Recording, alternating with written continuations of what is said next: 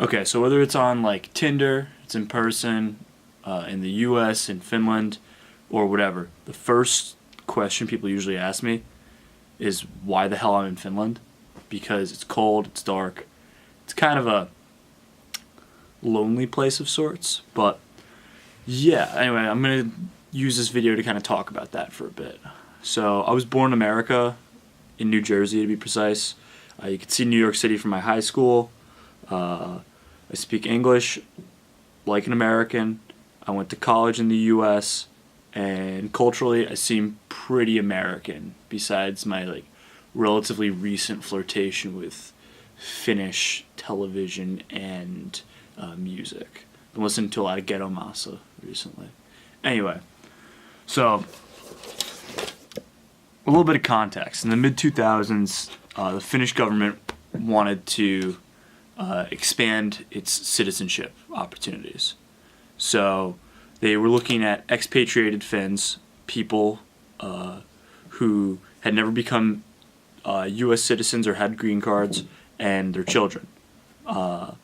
So the program ended in May of 2008, and roughly 5,000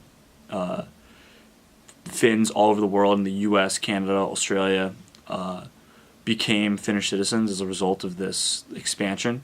And I'm one of those 5,000 people. So my father took my brothers and I to the Finnish consulate in New York City at the United Nations, and we became Finnish citizens. So, pretty easy. My grandmother was born in Finland. Her name was Vapu, in a small town called Olivos. It's in this region called Southern Ostrobothnia. Ostrobothnia means East Bothnia, the Gulf of Bothnia, between Sweden and Finland. So, but yeah, the Finland my grandmother knew is completely different than the Finland that I've become accustomed to in the past 2 weeks. It was agrarian, rural, with like a concentration on forestry and agriculture as like the primary like center of economy. The cities were barely really cities back then. Turku, Tampere, and Helsinki were little more than paper mills, towns supported by paper mills, and the few existing government structures that were there. But it was a young republic when my grandmother was born. Finland became independent in 1917 after over a century of colonial rule by Russia and the previous century's colonial rule by Sweden, never really having its own path of self-determination up until this time period.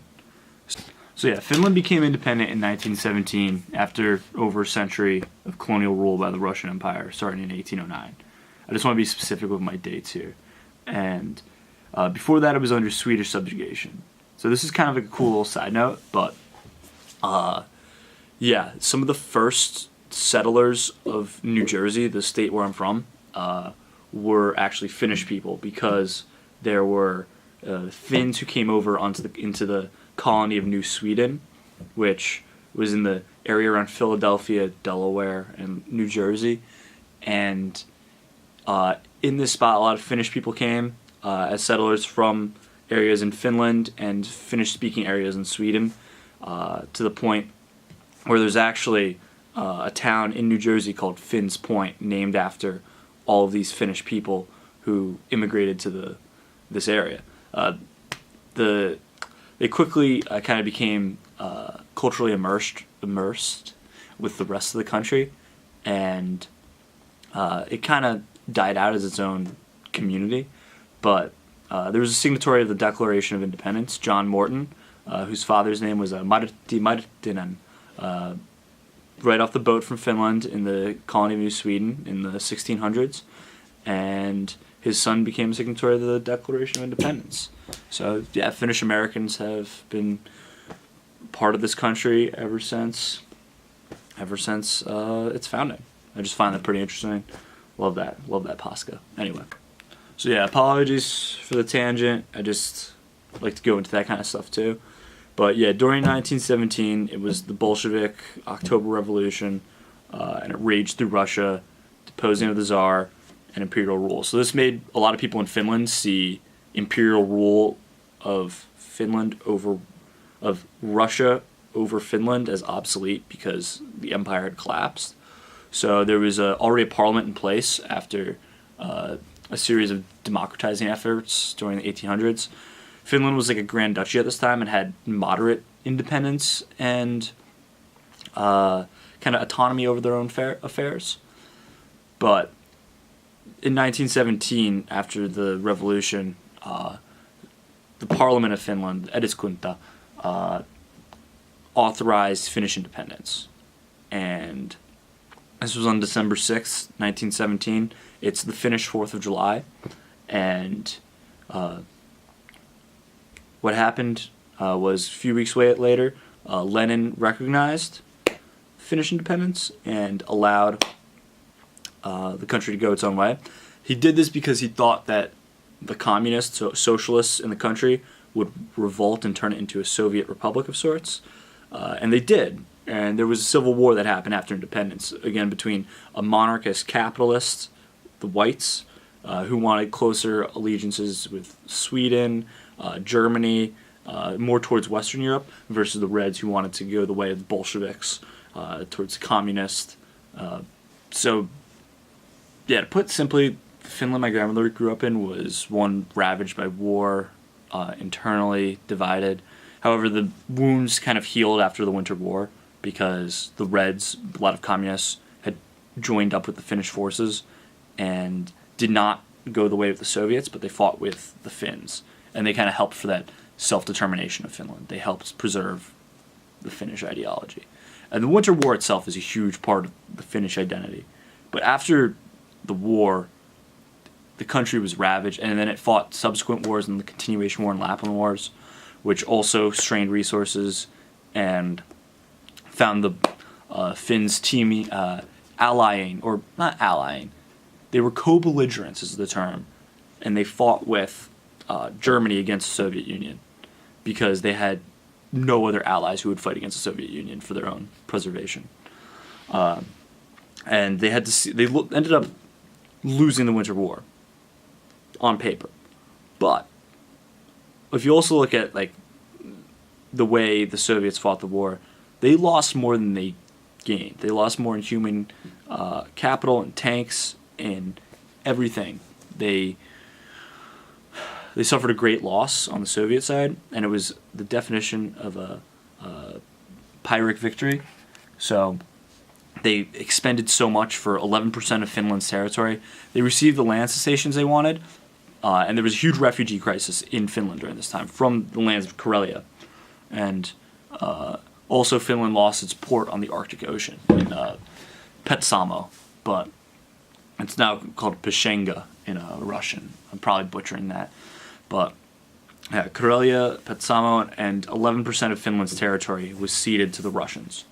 So the Finland after World War II was one that was very, very poor, desolate, destitute. There didn't seem like there was a lot of opportunity in the country. And so my grandmother left for the United States. It was the best option at the time. There was not much in Finland. So she went to the U.S. She worked there were a lot of popular Finnish maid services based out of New York City. If you ever read the book The Great Gatsby, he talks about how he has his Finn.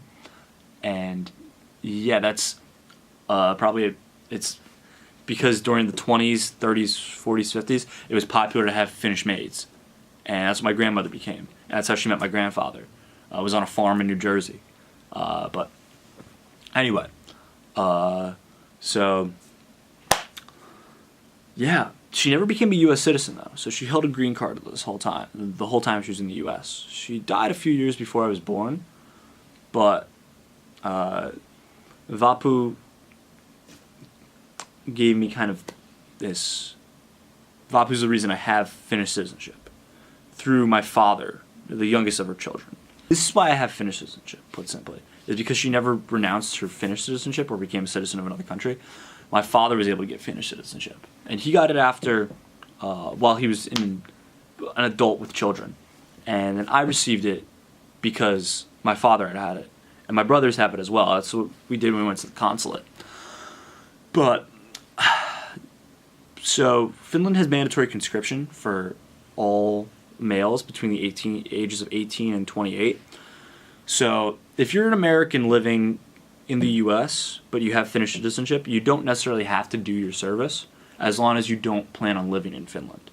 But you want to still have the passport. It's confusing, I know, but it's 6 months of mandatory training, and Finland still maintains troops, a conscription army, and trains the vast majority of their male population because it's necessary for defense.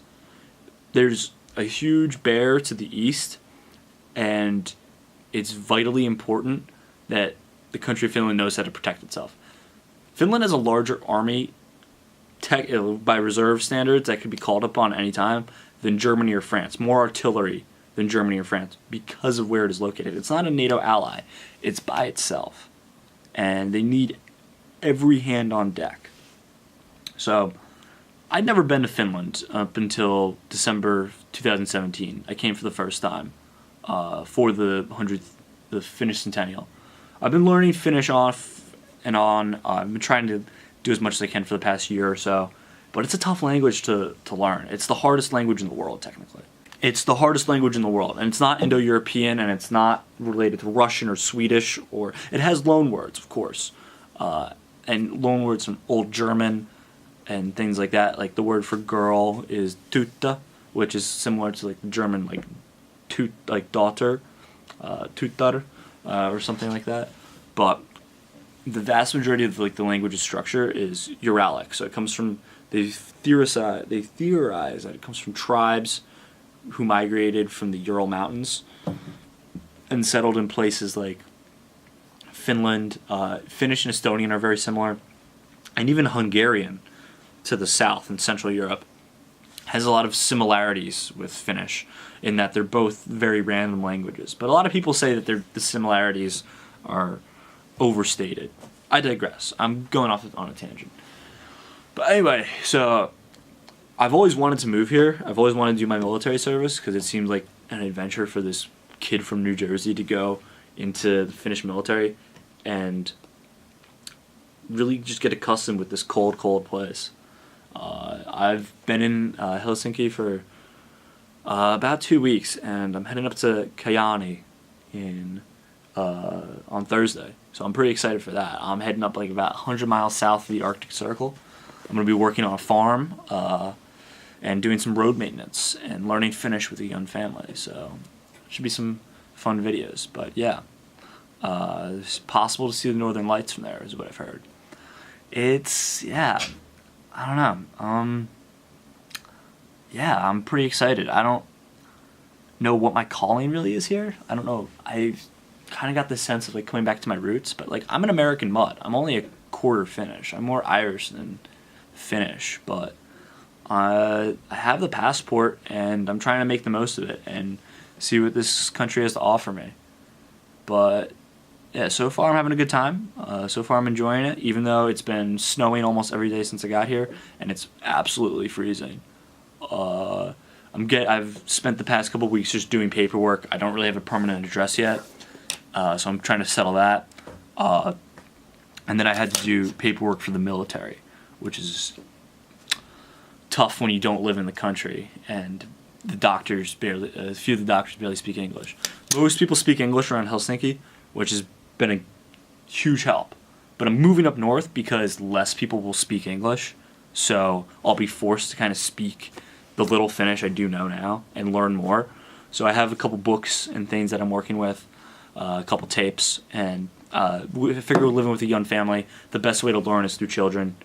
So yeah, I'll try to be posting videos as much as I can. I'll be pretty busy. Hopefully I'll get this one up by